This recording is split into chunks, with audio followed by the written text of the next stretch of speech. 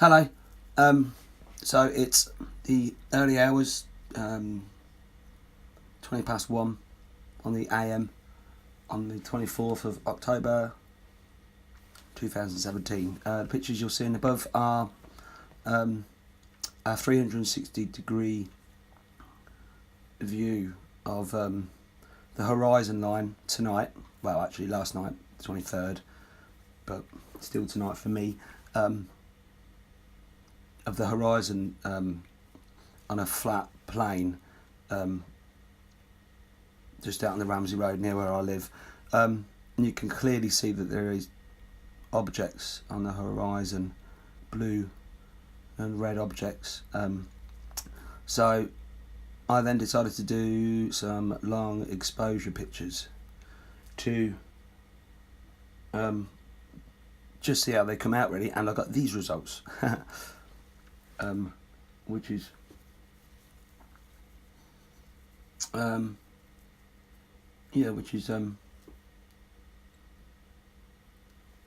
quite peculiar, I would say. You can really see the blue in this one. So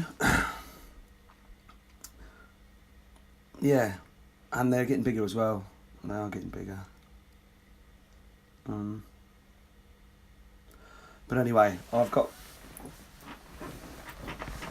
a theory, if any of you have been following my crazy videos I've been posting, but I have a theory about they're hiding the planets above us with some sort of cloaking device, and I got to thinking after watching Naughty Beaver and his prism video, which big respect to you fella, about the prism. Now I got this refraction tonight off a normal light, and it's exactly the same as your prism thing, and the street lights changed outside. They sort of change it. It's hard to describe to you, but they change different colours. So I then decided to get my phone out. So this I'm filming inside my little man cave, just off a normal light. Now you can clearly see here, look, where it looks like there's a line, and you can even see like what looks like a wind. Now bear in mind this is inside, just off the normal light.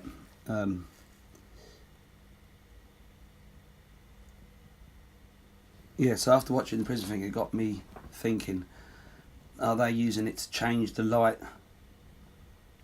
frequency that we all see? I said in a previous video they would only have to change the visible light to say that the height of the street lights, and they could pretty much, you know, if they could blank it out from up to there, so above wasn't actually blanketed out, but at night you're not really going to see it above the street lights anyway.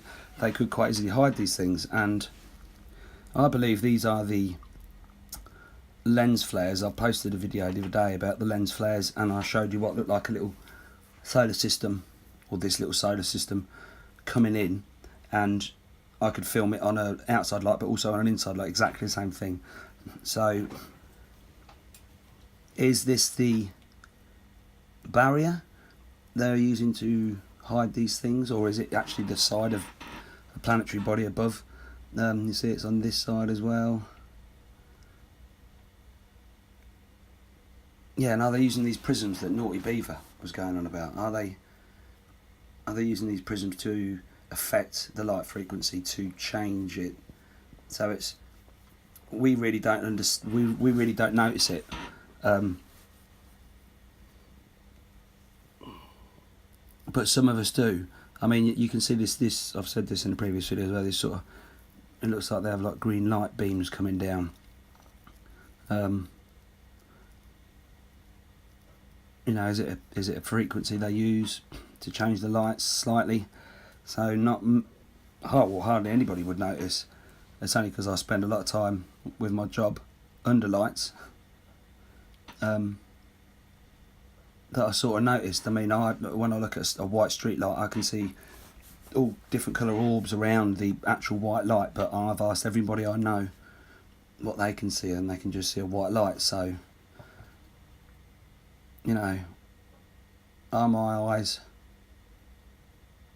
slightly different to most people's? I don't know, because see, I can see these green beams coming down, and I can see things in the sky even at night.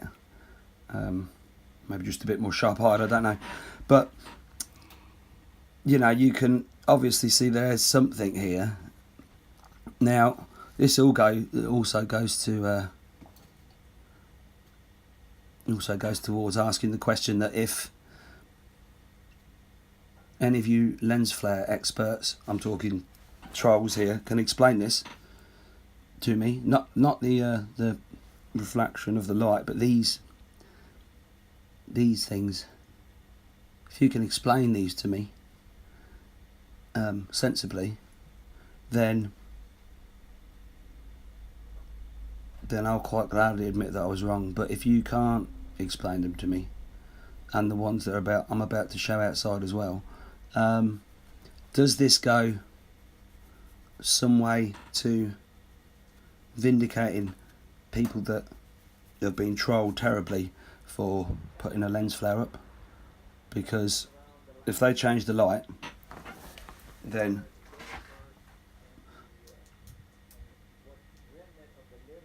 a lot of these posts that have been put up saying they've seen things and that, and have been rubbished as lens flares, may actually be genuine footage. I mean, you know, it'd be brilliant if somebody could explain this to me, why I'm getting these shapes. There's certain colours as well. There's a red one, there's a green one, there's a blue one, I believe, as well. And there's this double one as well, which is brilliant. This thing coming in here, look. I mean, look, you know, it's incredible. And I think this is how they're hiding these things. They change the light. During the day, they cover it with clouds and chemtrails. And in the evening, if they can just adjust the light frequency slightly on streetlights, they can pretty much blank out the sky above us anyway. Because I mean, I drive all over motorways with my job at night, and you know, when you go into the darkness, boom, you can't see anything but your headlights. And when there are street lights, you can't see anything above the street lights. So it would be quite easy to do. I don't know the science behind it. I don't know if there's anybody out there can maybe help me on this. I mean, Naughty Beaver, I thought your work was brilliant with the prism, and it makes so much sense. So maybe it's something along them sort of lines, but I don't know, you guys tell me. I'd appreciate if you could share this, and you could like it as well, and I'll let the rest play out. But again, thanks for watching. Oh, also before I go, this is the fourth night on the trot now. Ooh, ooh, there's a low hum in the air, very quietly. But if anybody lives in the east of England, go somewhere quiet and listen for yourself, and you'll hear it. Very low hum. Yeah, very strange. Okay, anyway, but thanks for watching. Peace and love, and I'll see you soon. Cheers.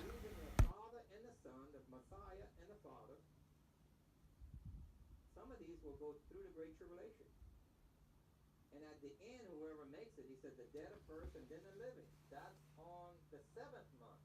Remember, 3.5 years later. 1,260 days later is the second taking away. And that's to heaven.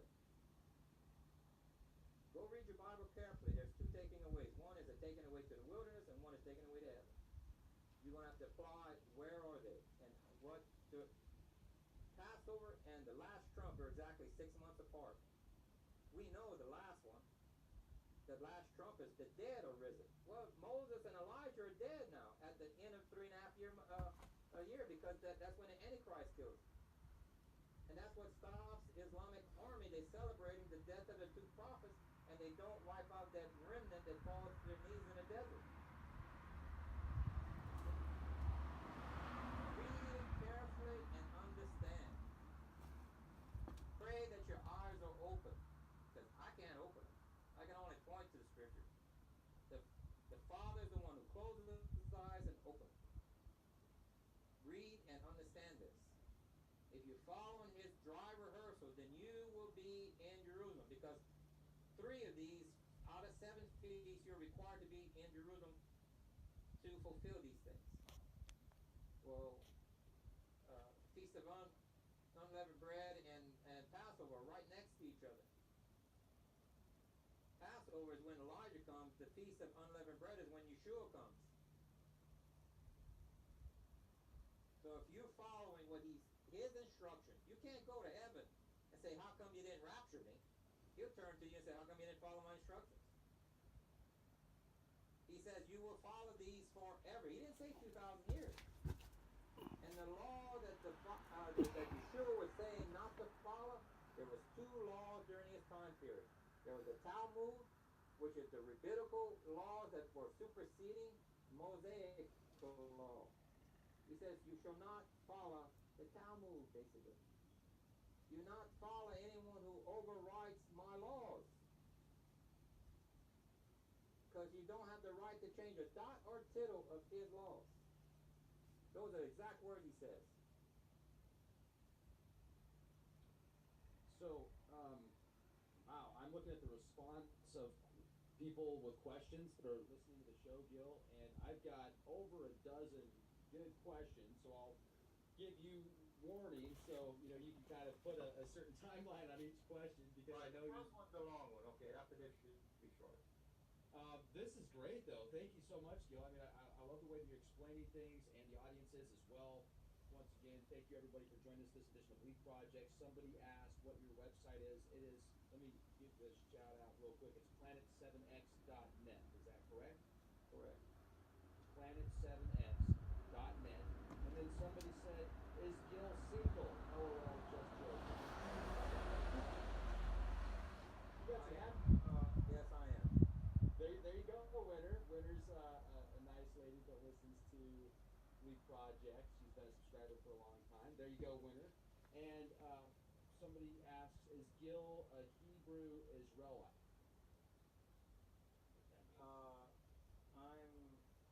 I follow Torah as best as I can under the conditions as it was originally written. That's what I try to do. No one's perfect, but I try my best. And I would recommend your followers to get a passport, because without it, you won't be able to. Remember, you need to start following the feast before this planet arrives. You got to be listed on their computer